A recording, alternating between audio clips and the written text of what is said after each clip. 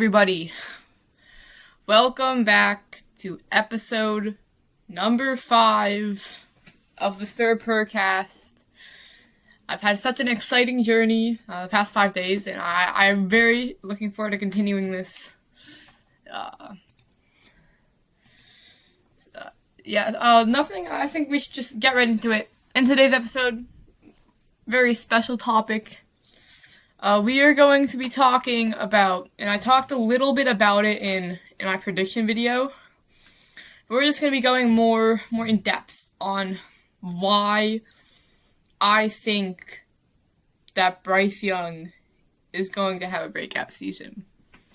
And I think to truly understand why, we need to go all the way back to his college days, and even maybe at modern day, to understand why he was so successful. And I think the big reason, you look at his first college season, he's very mentally strong.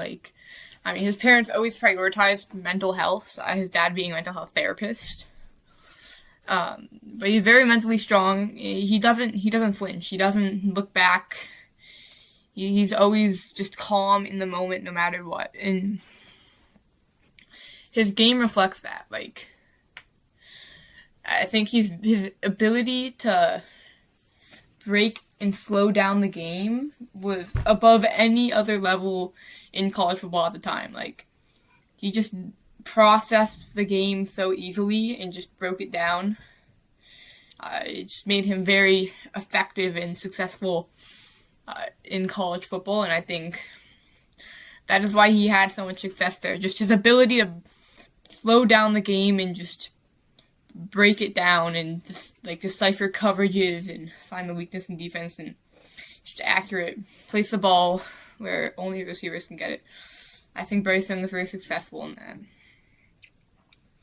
And when you look at the NFL, being drafted first overall to a team that gave up their only real wide receiver one for the first time since Steve Smith. They had Greg Olsen, who was very dominant, but he wasn't a receiver. So, he was still a pass catcher one quality, I would say, but not a receiver. So, it helps my argument to say wide receiver one. So I'm gonna use that. Gave their only first real wide receiver one since Steve Smith, to be honest. Everyone since then, Devin Funchess, honestly, I think was the best at all. And Ted Ginn was productive. But they're only real wide receiver one. And with that season being the season that J.C. Horn was injured, Derek Brown, was he injured that season? He might have been injured 2024. I feel like 2023 was the season that he broke the defensive tackle record, but I digress. J.C. Horn was injured. Different starting offensive lineup, I guess, arrangement between different starting group of players each week. And all of these high expectations, not only because he was the number one overall pick and was meant to save the franchise, but also because the Panthers gave up 2 firsts, DJ Moore, a second, and just a bunch of other draft capital for him. So if you're giving all this up for one player, you're going to expect them, you're going to need them to do well and make an immediate impact. And I don't think you can expect that from any quarterback who's just starting in. And I think just all these high expectations made it very disappointing, and people were very quick to call him a bust after the 2-14 start that he had, and I just don't think that's fair.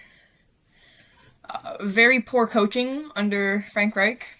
Very near and dear to my heart, Frank Reich, first quarterback to ever play a snap at the Panthers. But Frank Reich and Scott Fritter, I think, were two of the worst things to happen to the Panthers in recent history. Scott Fritter, obviously, trading away Christian McCaffrey for not even a first, and the Bryce Young trade. I'm always gonna like the Bryce Young trade just because we got Bryce Young out of it. So I'm never gonna be a hater on it. But I do think trade-wise, we did give up a lot for one player. Like, we didn't know how good Bryce Young was going to be. So in terms of the actual trade, I don't think it was a very good trade. But because we got Bryce Young out of it, I am going to say it was a good trade. But I don't think it would have been, but only because we got Bryce Young. But Bryce Young was just immediately thrown onto the field. He didn't get the time to process anything. Like, just immediately expected to perform and adjust to the NFL, like, instantly. And you can't expect someone to immediately adjust. If you throw, if you throw a camel into the Arctic, the camel's not going to immediately adjust. The camel's probably going to die. But if you throw, 100 camels, I'm sure some of them are going to adjust. And if you give camels, if you let them slowly, I mean, this is a pretty bad example. I could probably think of a better one, but this is the first one that came to my mind. But if you throw, sorry, not scratch the 100 camels. If you throw a camel in the Arctic, it's gonna die. It's not gonna be able to adjust in time. If you slowly but surely get the camel used to the cold and snow in the Arctic, and then you throw it into the Arctic, it's gonna succeed. It's gonna do much better than the camel that was just thrown into the Arctic. And that's kind of what Frank Reich did with Bryce Young. Just immediately threw him into the NFL and expected him to adjust, say, go do what you did at Alabama. Go have 327 passing yards and no picks and 3 touchdowns, which is what he was averaging. You can't expect him to adjust. Go up 344 passing yards in your first game. 4 touchdowns, no picks. You just can't expect that to happen. And because he was never really given that time, he never actually got the opportunity to watch the game.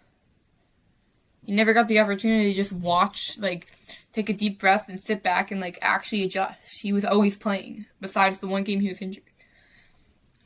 And so, you can argue that, he had time to adjust, he should have been better at the end of the season, but, to adjust, you can't just, you have to watch the game, you have to see it from a different perspective than just playing. You step back and look, and you look at a lot of the best quarterbacks, they weren't just immediately the starter. Tom Brady had to wait for Drew Bledsoe, and he got to adjust, a lot of these great quarterbacks, Patrick Mahomes had to wait behind Alex Smith. A lot of these great quarterbacks didn't. Joe Burrow, I'm pretty sure he was the week 1 starter, but he was injured for he was injured for the majority of the season, which gave him the time to adjust. And I'm not sure if Joe Burrow would have been as good if he didn't have that time. And so, this is why you saw Bryce Young struggle through all of the first season, because he never had the time to adjust in the first 2 games. And the first 2 games were probably my lowest moments as a Panthers fan of the 2024 season. And Dave Canales benched Bryce Young, and that takes, this is why Dave Canales is an amazing coach. You can't just, it takes a lot of courage and guts to just bench the quarterback that you last year got and spent all of those resources on. It takes a lot of guts. But what Dave Canales accidentally or purposely did was give Bryce the time he needed. Bryce finally got the time to actually adjust to the NFL and adjust to its speed and slow down the game, just like he did at college. So whether it was purposeful or not, whether it's just because Bryce was playing bad, or to actually give him that time that he didn't get in his rookie season, Bryce Young played better after the benching. Bryce Young also felt what it was like. I don't think Bryce Young is the type of person to take things for granted, but I think he was taking it a little bit less and starting to enjoy himself and express himself on the field more. And we saw that in his play. He started running the ball more and picking up just more and more, just getting better each week. And when Bryce Young earned back the starting role, I was extremely happy. happiest I've been about Bryce Young since they extended him recently with the 5th-year option. But that's why you saw Bryce Young improve. I think the game against the Bucks, his best game of his NFL, maybe besides Packers game, but Packers game. His game against the Bucks in Week 13, they lost to stupid Chuba Hubbard fumble. I love Chuba Hubbard. I'm never gonna forgive him for that. I'm sorry. I just have so many nightmares from that game. I'm gonna ramble, but I don't care.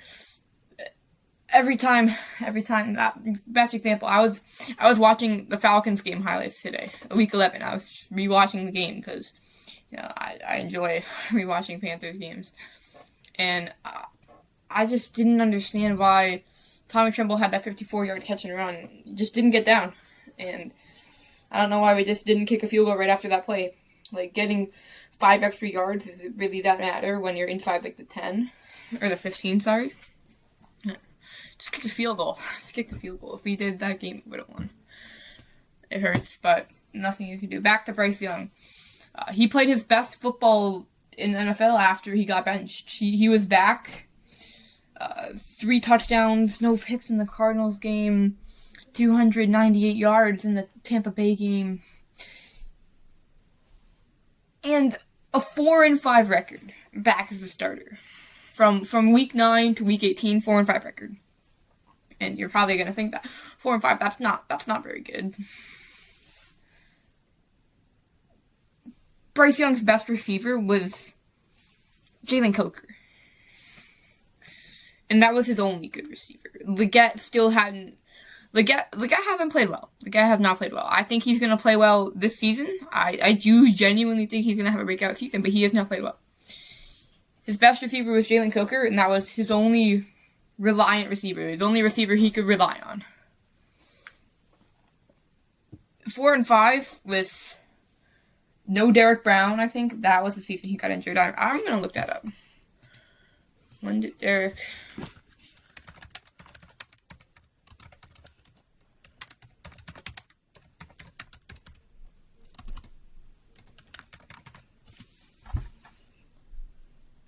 Yep, Week 1 of the 2024 season. Yep, I was right.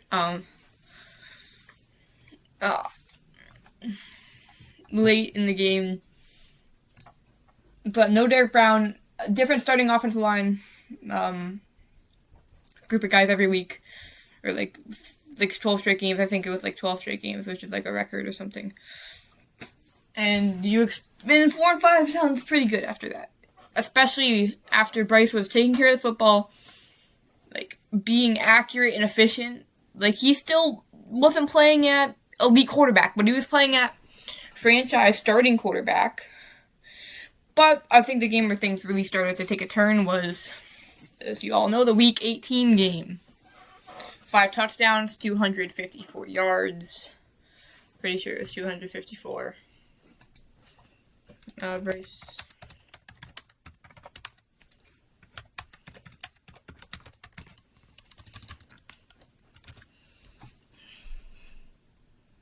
Aw, dang it, bro. 251. That's unfortunate. 3 yards off. What can you do?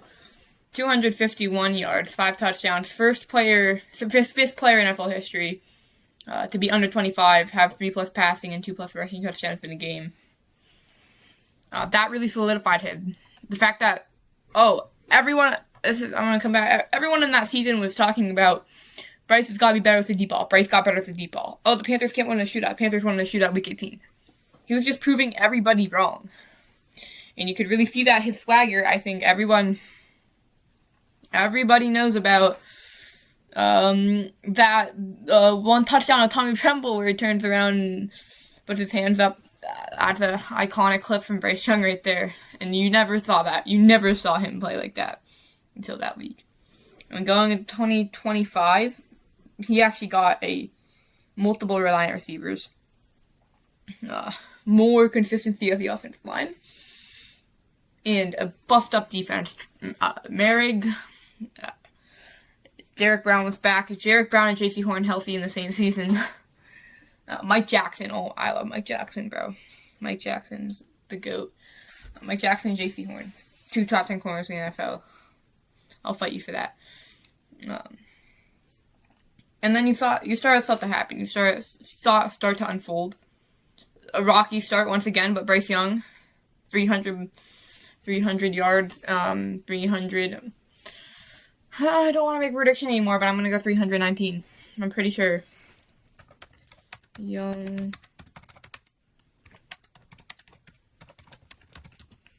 It's 322, isn't it?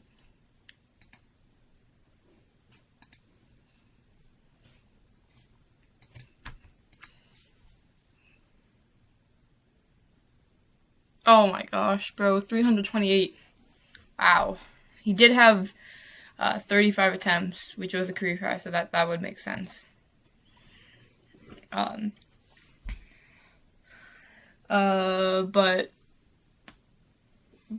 I'm just off my game today. I apologize for that. Bryce Young, you saw his unfold week 2, and then beat the Falcons 30-0 later. And Bryce Young just showed his ability. He clutch every game. Whenever you need him most, he's there. Just gonna mark off my favorite moment. 41-yard touchdown to McMillan, 4th and 2. 30 touchdown to Jalen Coker, 4th and 3. I think the play that really solidified Bryce Young's season in one play, the 4th and 6 completion to T-Mac against the Dolphins, with the game on the line, basically.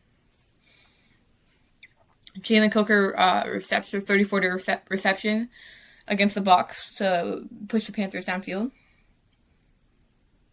Jalen Coker first down against the Rams to seal the game. The entire Falcons game. The game-winning drives against the Packers and Cowboys. Everywhere he just demonstrated the ability to clutch, and he kept improving.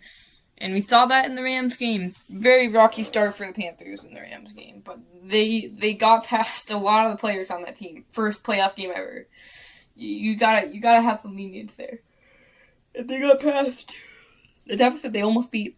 I mean, let's be real. The second best team in the NFL. They almost beat the second best team in the NFL twice in the Rams, because they would have beat the Patriots in the Super Bowl as well. So yeah, and I think Bryce Young just looked better, and here's why I think he is going to have an MVP type season in season 4 for Bryce Young. Let's go with reasoning A. Bryce Young has gotten better every year,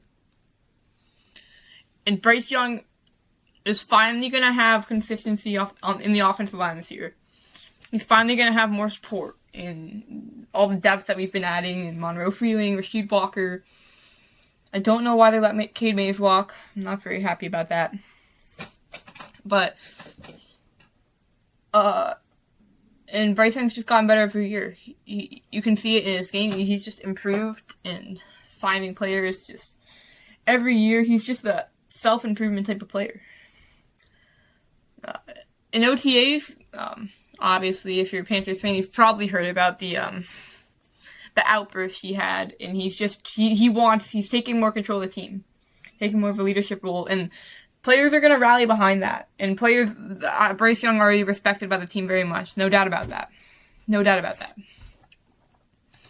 Bryce Young already respected very much by Panthers players, but if he is commanding the offense in the way he was doing in OTAs, the Panthers could be a very scary offense. Very scary.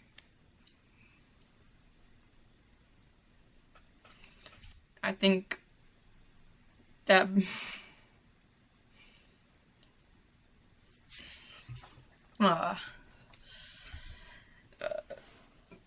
very scary. Reasoning number 3. Sorry, I was kind of zoned out. I was looking at the Panthers thing. Reasoning number 3, everyone they've added in the receiving core. Every single person. McMillan, Rookie of the Year. I think he's going to be amazing this year. Coker, amazing player. Very consistent, very reliable. Going to be amazing. Leggett, I've already said everything about Leggett. He has to prove himself. I think he will. He's moving with more of a purpose, more confidence. He's building more of a connection. And then the newest addition, Chris Brazzell, the third hometown Panthers fan, I guess, if you are kind of. Newest addition in Chris Brazzell. And you have all the sides. Chris Brazzell is going to take people off the top and just make plays downfield. He's going to draw back like defenders and just allow and